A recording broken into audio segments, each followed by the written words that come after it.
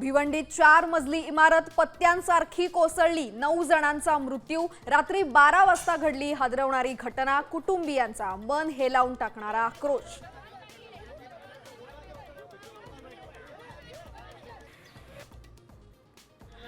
अमरावतीमध्ये पावसामुळे दाणादाण, नांदगाव खंडेश्वर तालुक्यातल्या 100 लोकांना सुरक्षित स्थळी हलवलं।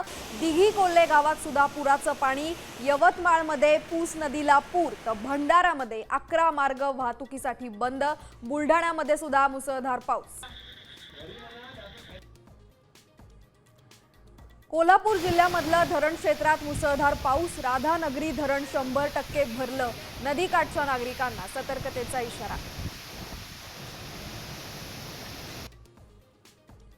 नमो शेतकरी महासन्मान योजना गुंडाळण्याची शक्यता, कर्जमाफीचा लाभ मिळणाऱ्यांना नमोचा निधी न देण्याचा निर्णय, सूत्रांची माहिती।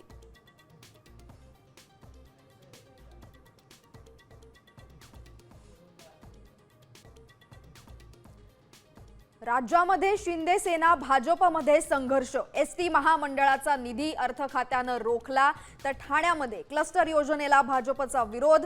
पुण्यामध्ये सुद्धा आंदोलनावरून भाजप शिंदे सेना आमनेसामने।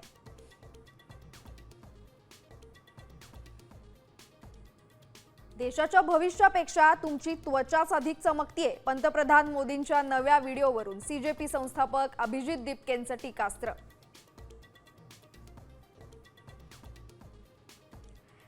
जेनझीला धमकावून गप्प करू शकत नाहीत, राहुल गांधींचा मोदी शहांवर निशाणा। तुम्ही भारताचा भूतकाळ, भविष्याशी काळजीनं वागा, सरकारला खोचक सल्ला।